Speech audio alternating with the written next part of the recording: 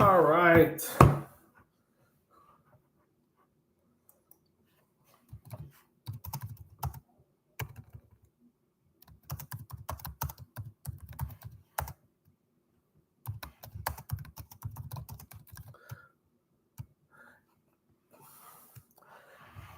Type in there below so I can know you are here. All right. Type in there so I know you are here, and we're going to get into more of what's going on. So we're going to dive deep in, maybe not dive deep, but just kind of go through some things of what is in Logos Bible software, some things you can do, some various things. Yeah, so where we're going to get into the study and how to use Logos Bible software to the best of your ability. So the most common way I think you're going to use Logos Bible software is just studying your Bible. So what I'll typically do is I'll come over here, and I have all these saved, and so let me just show you how I do that. So I'm going to come in here. If I have something, so when you first start off in Logos, you're not going to have these. All you do, so say for instance, I'm going to bring up, because I use the ESV a lot. I use the ESV, and what I would do. So let's take a Bible version I don't have in there. So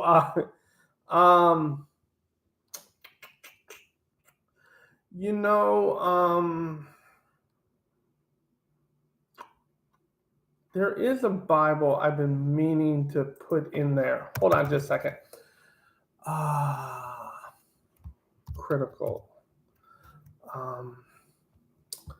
His name.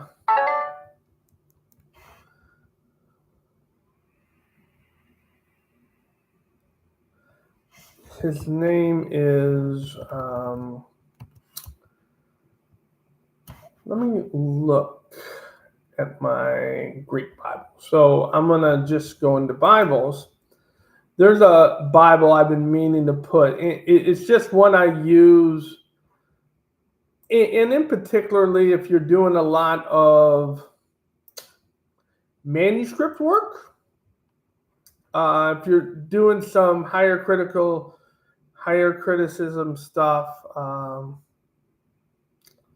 Holman, let's see if they got Syriac. The .NET Bible. In particularly, I want the commentary. Let me see what this one has. I'm morely interested in the commentaries, like the .NET, that's cool. I'm looking at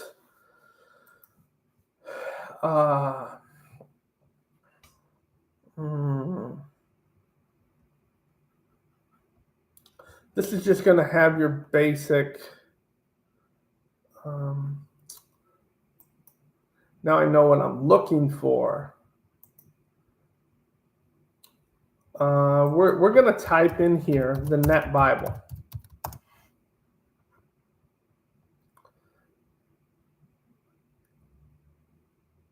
Here's what I want. I want to drag my notes. And I'm going to drag it over here. And what's going to happen here is this is going to show up in my shortcuts.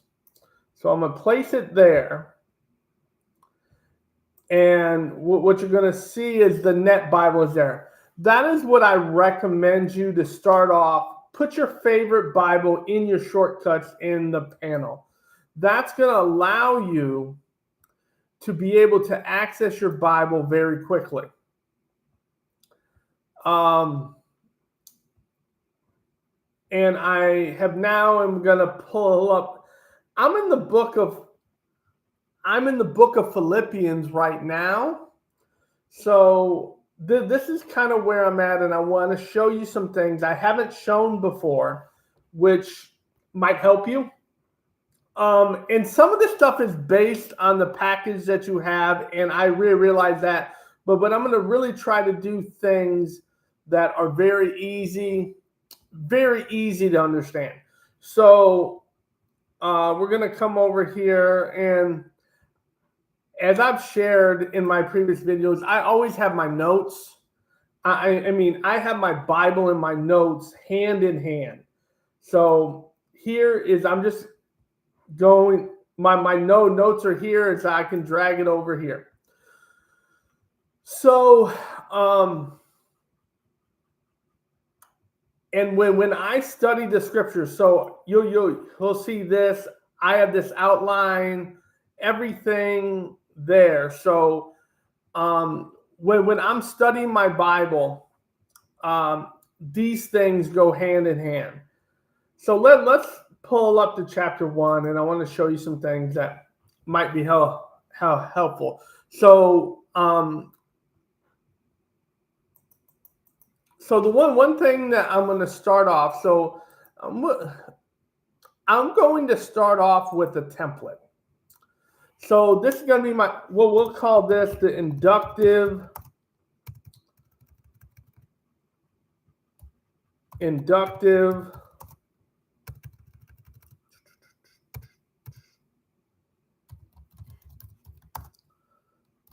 Bible study.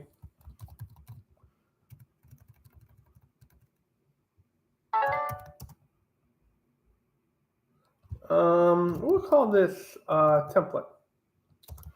So what's great about this is that you can be able to use this, and I'm going to put this in the center. I'm going to come down here, and I'm going to put this in the center. Template. There. So now we're going to come in, and so what I have to do here is I have to come back over here and do it in the original. So I'm going to have my observations. So these are all the questions. These are the questions I'm going to ask. So questions.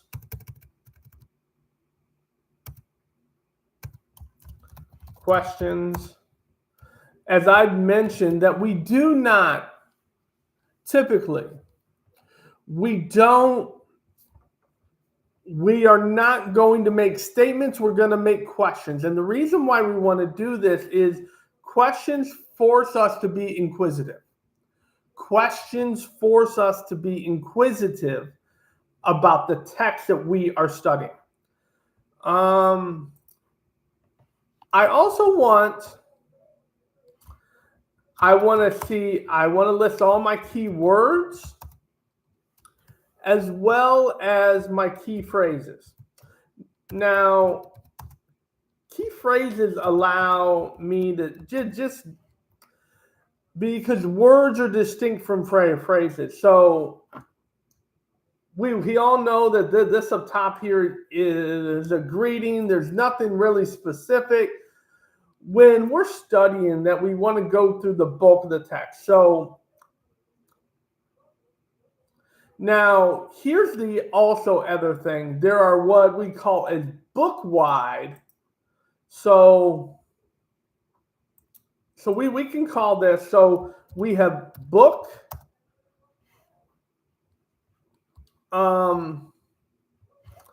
and the same thing.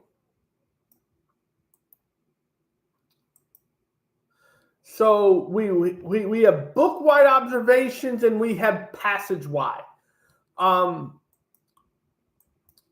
So when I first studied this, what you want to do is you want to read the entire book, and we're just not going to do that right now. We're going to stick with this passage, and I would want to show you how to outline this passage. How do you outline a passage?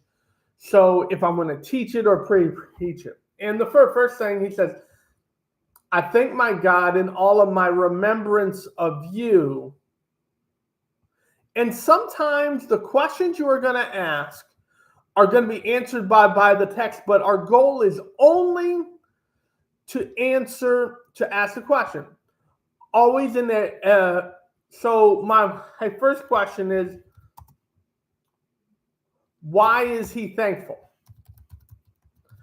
That's really going to help us to get at the heart of this.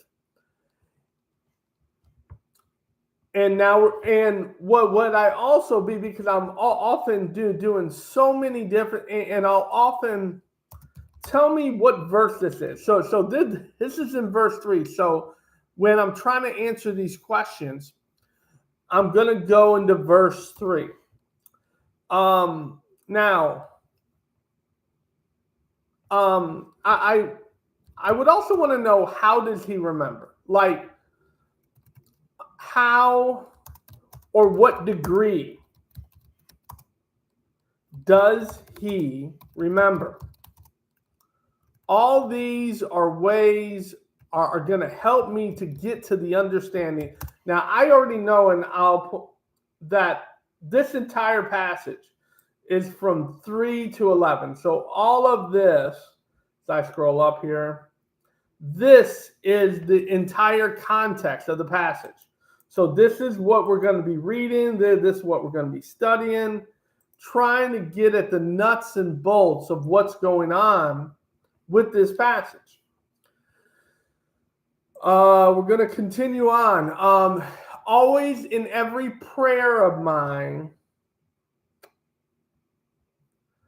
joy. So I want to know, what is the word for prayer? What is the word for prayer? I want to know, is there two different words? And I can look that very quick. So which is diaceas, and diaceas. So they're the same word. And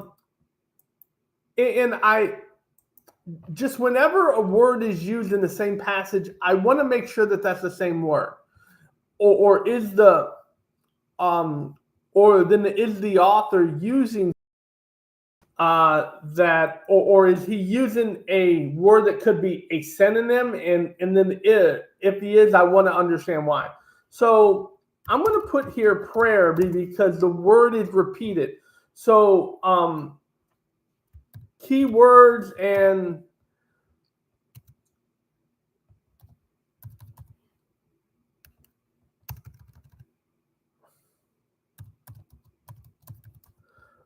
I'm looking for words that are repeated. I'm looking for repetition here. And what this is going to allow me to do is trying to get at the author's intention of the passage, trying to get at what he wants us to understand, maybe, because he's going to loop these phrases these various phrases together. Let's come back here. With joy because of your partnership in the gospel. So,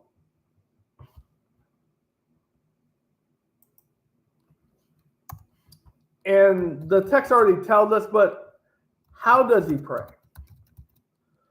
Also here, my observations are going to be based on a variety of different things. I'm going to ask, so say for instance here, there are context questions, context observations, things that have to deal with context.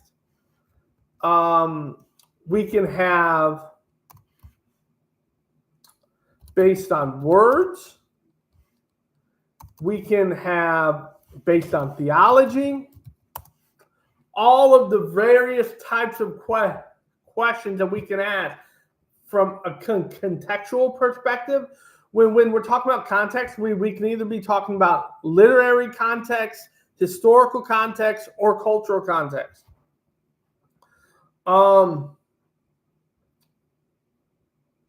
Because of the partnership in the gospel for the first day until now. I would want to know why were they so committed? Why were they so committed to the gospel? Because the text tells us from the first day until now. So the first day that they became believers, and until this day that they have been faithful to the gospel.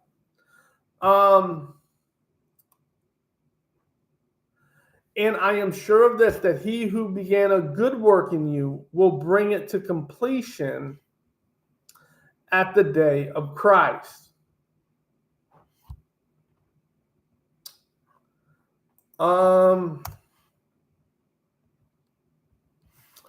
I want to know, what is the word for partnership?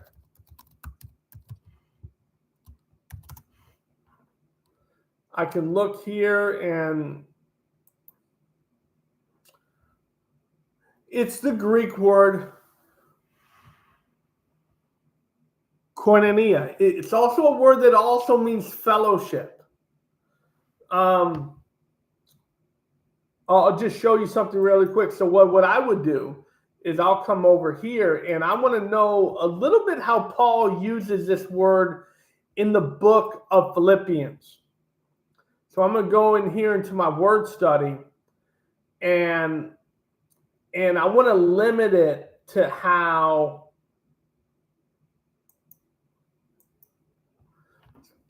Paul uses it in the book of Philippians. So the word is only used 19 times. I'm going to limit this to the book of Philippians.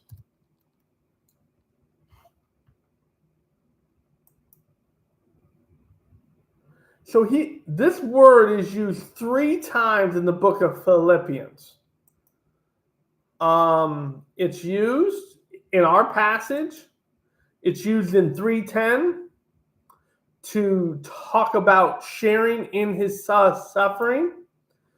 It's also used in 2:1. So if there's any encouragement in Christ, any comfort, any fellowship in the Spirit. So this word here, that the partnership and the fellowship that they have,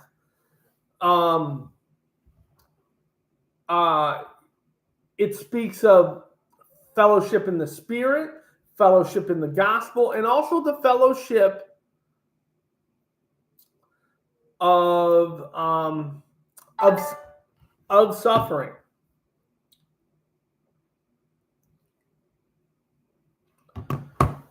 But let's continue on. Let's continue on into more of who's Yeah. Let's continue on here about more into diving deep in the book of Philippians. So I want to know, what is the word for partnership?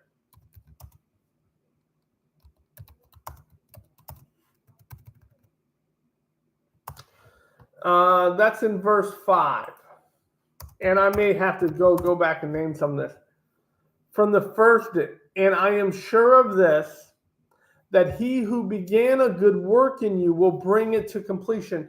I also want to know, why is he so confident? Why is Paul confident that Christ is going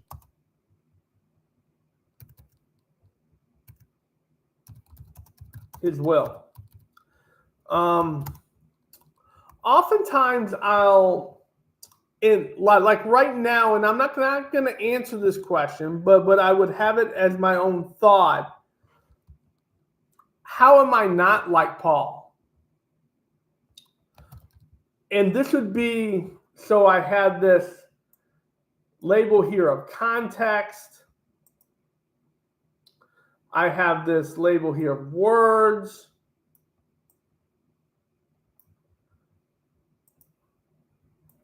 This right here on theology.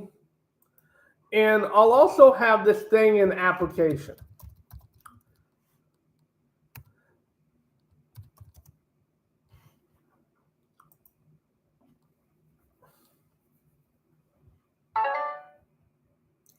An application calls me to go beyond on what I believe is. So where do I need correction in my confidence in God being able to complete his work in my life?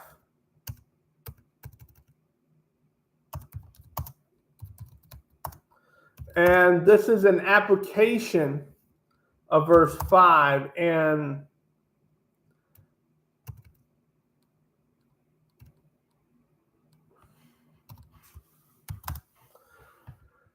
what I'm going to do is I'm going to drag this. So I'm not going to move all around, but the minute that I notice, oh, okay, this is an application question, I'm going to drag this down here.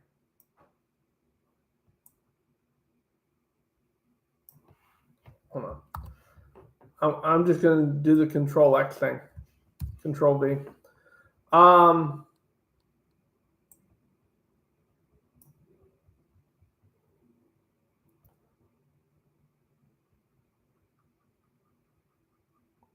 Here's a theology question. How does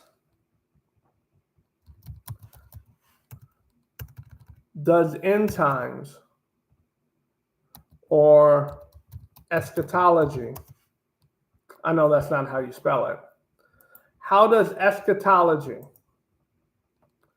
affect my Christian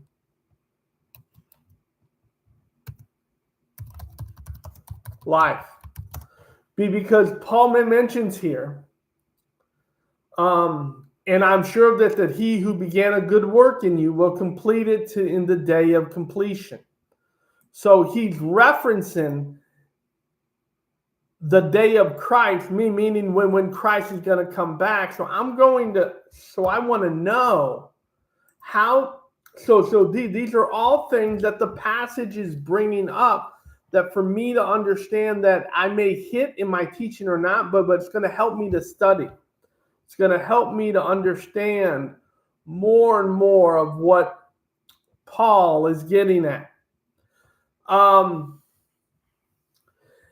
If you have a comment down below, please put down your comment. So moving on.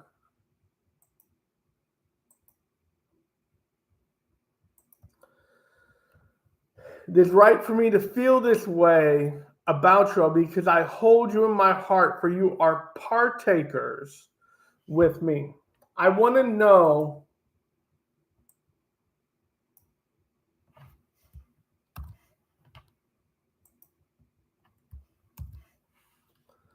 what is the word for partaker? What is the word for partaker? Let me look at that word and see if it's the same word that we had for partnership. No, it's not. But it is a derivative of, you see right here, koinos, common, unclean.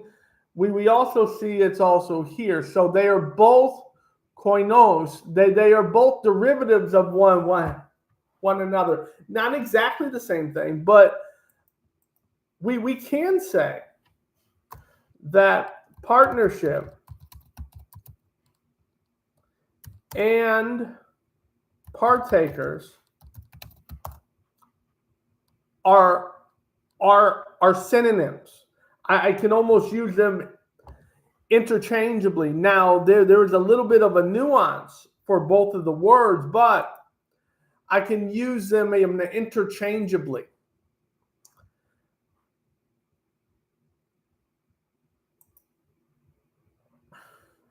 All right. It's right for me to feel this way about you because I hold you in my heart, for you are partakers. I want to ask the question, how are they partakers? How are they partakers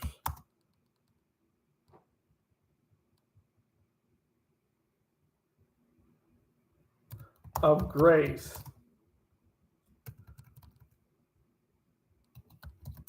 with Paul? That is in verse 7. For God is my witness, how I yearn for you all with affection of Jesus. He's getting back to the same thing. So he says here that he holds them in his heart. He also says how I yearn for you with the affection of Christ. Now, these are similar ideas as well. So this thought that this thought of caring, we can use, although it's not a one word, I do want to know,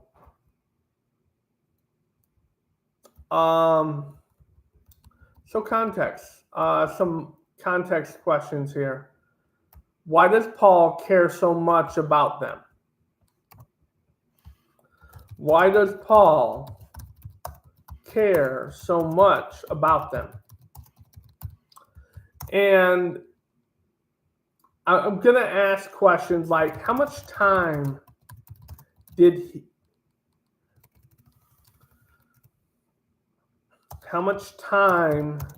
he spend with them? So these are questions that I'm going to ask.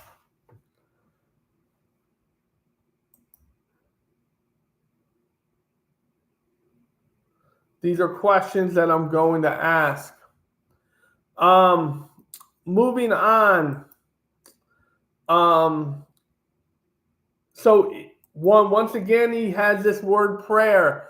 What's interesting, we come up here.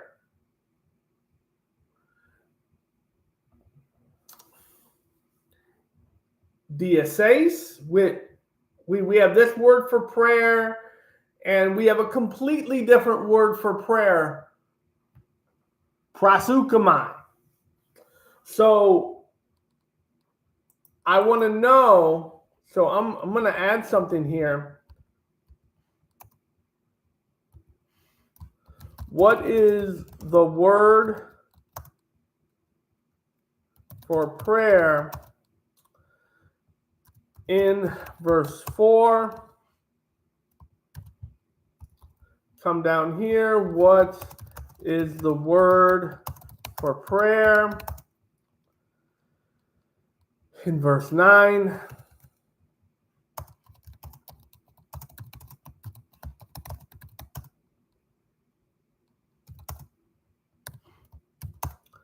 Here's the question. Is there any significance in the different words for prayer in verse 4 and 9? I want to know. So, two words back to back, he uses the same word, but yet in verse 9, he used a completely different word. One of the ideas of Stephen Runge and the whole thing behind discourse analysis is choice implies meaning. It means this, is that if I have a choice to use two different words and I choose to use another one, or I break from a pattern, there's a reason behind it. There is a reason behind it. So we're now going to kind of come in here, and now we're going to just dive some more. And these are all the questions that we've asked the passage. They were not statements, they were questions. That your love may abound more and more with the knowledge and discernment. We know that there's a variety of different words for love. I want to ask the word, what is the word for love? What is the word for love? In verse 9. I also want to ask,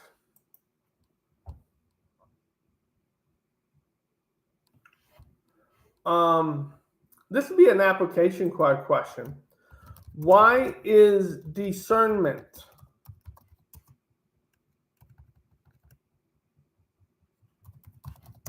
so important in the Christian life?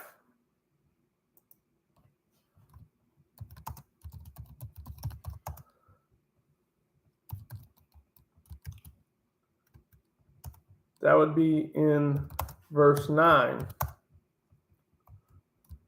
Why is discernment something we should pray for? Because Paul prays that they would have discernment.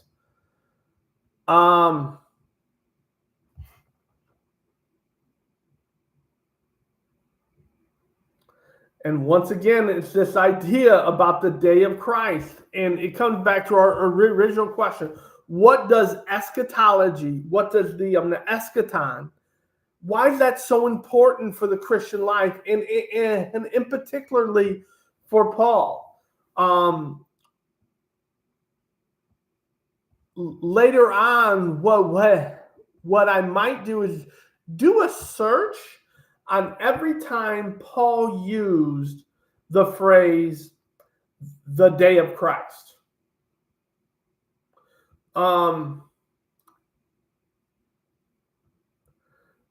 Let's just do that right now. What I'm going to do here, I'm going to do this search, and I'm going to do a search. Let's say I want to search here. I want to see every occasion. So I want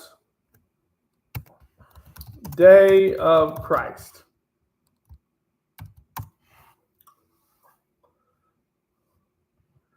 And I want all passages. Or what's the other one? And let's just also, I want to search for the day of Jesus Christ. I want to either search the day of Christ or the day of Jesus Christ. And let's see what happens. Interesting enough, this phrase he only uses with the Philippians. I would want to know why. I would want to know why this is so important. And this, even now, it has I am piqued already on why is eschatology so important for Paul when he doesn't use this phrase anywhere else.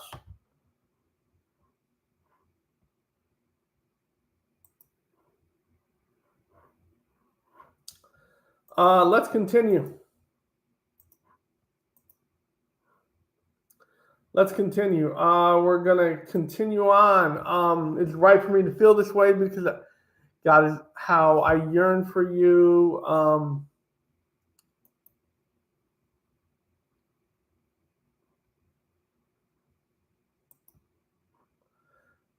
I want to also know what's the word for knowledge.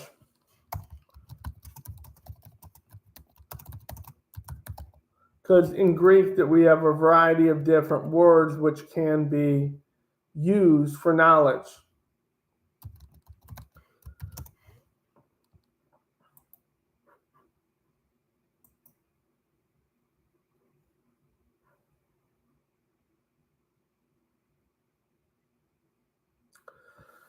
You may approve what is excellent and be pure.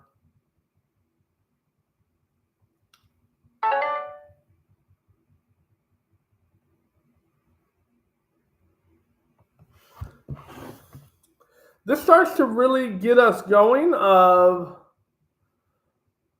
to what we can think about and what we can just really think and consider of just going through this passage. So I hope this was helpful. I hope that this was an encouragement to you, and we will continue on later.